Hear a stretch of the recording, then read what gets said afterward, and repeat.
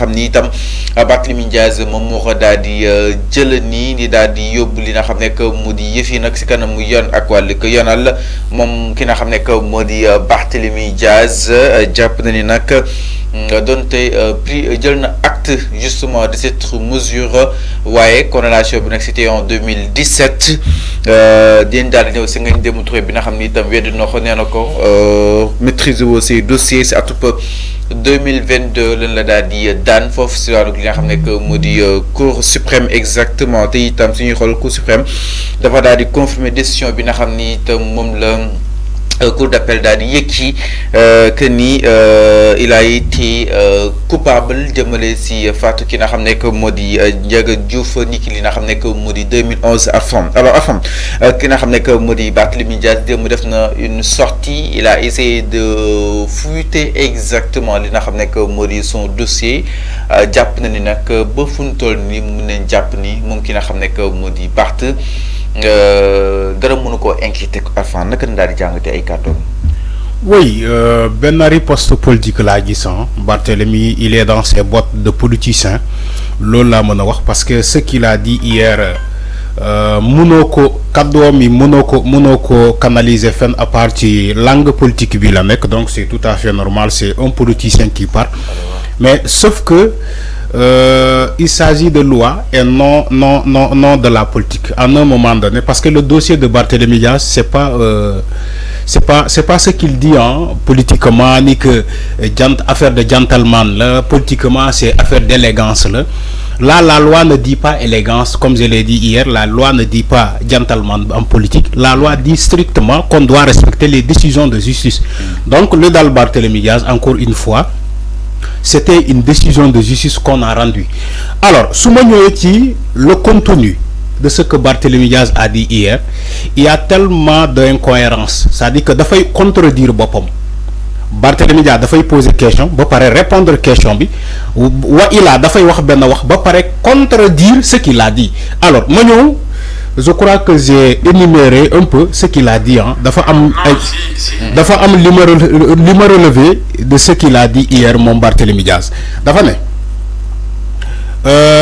njëkk rappeler Sénégalais loi bi ko xagn mandat bi. Assemblée nationale dafa ne boo demee ci la constitution du Sénégal qui est la hiérarchie des normes à l'article 61 de la constitution. Moom moo ne député bu ñu condamné pénalement ci condamnation bu définitive donc député boobu dafay perdre son mandat sous demande du garde des Sceaux mooy maanaam le ministre de la justice. Barthélémy Dias a rappelé cette loi dafa ne encore boo demee ci le règlement intérieur de l'Assemblée nationale article 51 vers le dernier alinéa moom moo wax la même chose. C'est Barthélémy Dias qui dit jusqu'à présent li ma jot a relevé de ce qu'il a dit hier. Alors Barthélémy Dias moo wax loolu ba pare mu ne Sénégalais yi loi moo wax lii donc tu n'as pas besoin de faire des cours de je ne sais pas quoi. tooñ na sa tuuti Sénégalais ne la li ma wax ni c'est clair soxlawoo def ay cours kii wala soxlawoo nekk quelqu'un de génial. Donc il s'agit de respecter la loi et on a respecté la loi. Du loolu la wax donc là bu ñu taxawee tuuti dans ce qu'il a dit moom Barthélémy Dias bu mu invoqué ces lois là ci ko yu ko xañ mandat bi. Tout le monde était d'accord ni que loi moo tax Barthélémy Dias ñu révoqué ko à l'Assemblée nationale. Il l'a dit hier. Alors mu ñëwaat celui qui continue de Barthélémy Dias mu ñëwaat d'ailleurs moom à l'Assemblée nationale moom Barthélémy Dias il n'est pas le seul député condamné définitivement. C'est ce qu'il a dit. Non, dinañ ñëw ci kaw. Alors non Sonko xam nga man dama nekk di wax. dama am ay titres yu ma relevé de ce qu'il a dit. Ces grandes lignes. Donc ces grandes lignes moom laay wax ni.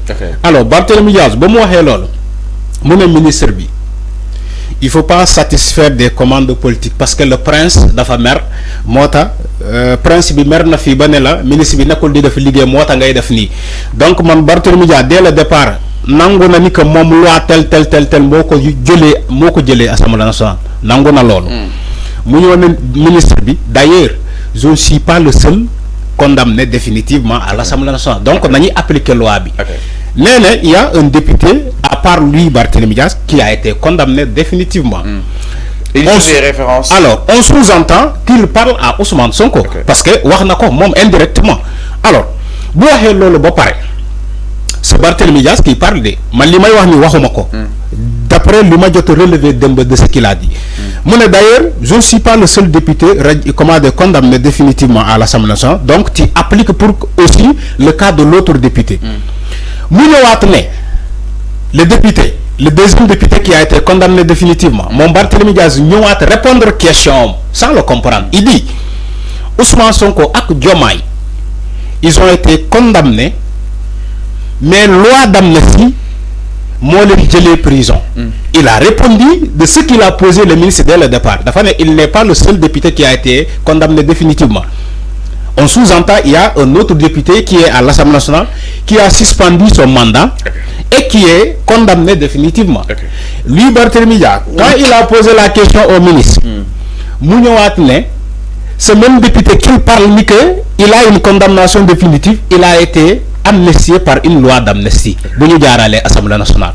Donc la condamnation définitive n'a pas lieu. La condamnation définitive de Ousmane Sonko n'a pas lieu. Parce que Barthélémy Diaz lui-même qui a répondu à cette question, ni que Ousmane Sonko et Diomaye ont bénéficié de la loi d'amnistie. Donc il parle de quel député qui a été condamné encore définitivement à part lui? Il faut écouter bien ce que Barthélémy Diaz a dit. Il faut répondre à sa question lui-même. Il y a de l'incohérence, tellement incohérent dans ce qu'il a dit. Moi, je ne suis pas contre Barthélémy Diaz, mais je voudrais que vous posez question au ministre, vous me répondre, ministre me répondre. Mais tu poses la question au ministre de la Justice. Après, tu réponds à cette question. Maintenant, le ministre va répondre quoi? Étant donné que je répondre à la question, quand tu dis le ministre n'est pas le seul député condamné définitivement, après tu parles, tu dis encore ce même député condamné définitivement a bénéficié de la loi d'amnistie. Donc il n'y a pas condamnation définitive pour Ousmane Sonko. Vous faites que loi d'amnistie moko génné kasso. Mais Ousmane Sonko a été condamné définitivement. Oui. Non, Atenenko. Oui. Définitive. Oui. Faut se doit nous client xamné que mot du Cour suprême. Oui. Oui. Et que cette décision le Conseil constitutionnel a dit ce que c'est concrètement. Oui. Pour la élection 2024 donc. Oui. Oui. Parce que donné loi d'amnistie bi est-ce que miru Mambay Niang bokk na ci afan. Ismaël Madior Fall japp na ni bokk ci. Sëñ bi donc boo leen ne mbir Mambay Niang bi bokk ci dem leen ngeen laaj Macky Sall les motifs qu'il a soulevés pour voter cette loi d'amnistie. Il faut aller demander à Macky Sall yan motif la teg ci loxo sénégalais yi bay voter loi d'amnistie bi. Non kaw Sonko dama bëgg ñëw ci spécial. dañu ne mais enfin ni ñëw ci kaw Sonko bi recours bii nii exactement Barth déposé Barth nee na certes bëggul nekk député mais dafay won sénégalais que ni lii forfaiture lii jaay est-ce que jàpp nga ni recours bi dina am benn aboutissement? Fallo, il faut arrêter de dire ce que vous voulez en matière de justice, en matière pénale.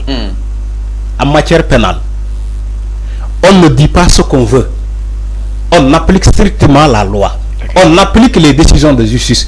Maintenant, il y a ce que vous faites là, c'est de l'amateurisme. C'est ce que Barthélémy Diaz a fait hier. Recours, oui. Mais il s'agit de quel recours? De faut déposer recours. Quand nous déposer recours? Barthélémy Diaz contre cette décision. Mais il a le droit.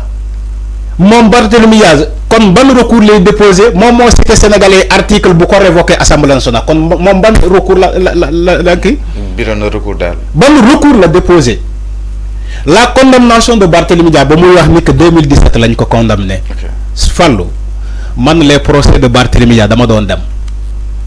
J'ai assisté à tous les procès de Barthélémy Diaz. Donc quand Barthélémy Diaz revient pour dire les Sénégalais ni que ministre bi dafa jaawale dafa juum ni que moom il a été condamné en 2017 dama lay lire benn article bu Jeune Afrique moo ko bind de ci jamono boobu ci la condamnation de Barthélémy Diaz. L'article est là, Jeune Afrique moo ko bind xaaral ma génnee la ko ama Jeune Afrique moom gis nga en tête bi gis nga Jeune Afrique gis nga ci kaw Jeune Afrique moo bind article bi dama koy lire dafa ne Barthélémy Diaz va-t-il perdre son siège de député? Il met un point d'interrogation. Après, il dit, le maire de Dakar était jugé vendredi 22 décembre. Était jugé vendredi 22 décembre 2022. Il dit, non, vendredi 22 décembre 2022. Il dit, il s'était pourvu en cassation après sa condamnation en septembre 2022. Après sa condamnation en septembre 2022 par la Cour de cassation, la Cour d'appel. Fallo. Il continue. Jeune Afrique Mobile de Moune. Pour coup mortel contre un jeune militant du Parti démocratique sénégalais PDS tué lors des attaques de la mairie en décembre 2011. Les faits datent de 2011.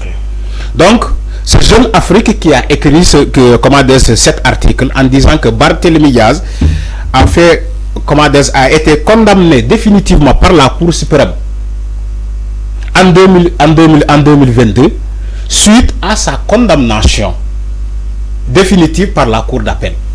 Barthélémy Diaz, il nous parle de 2017.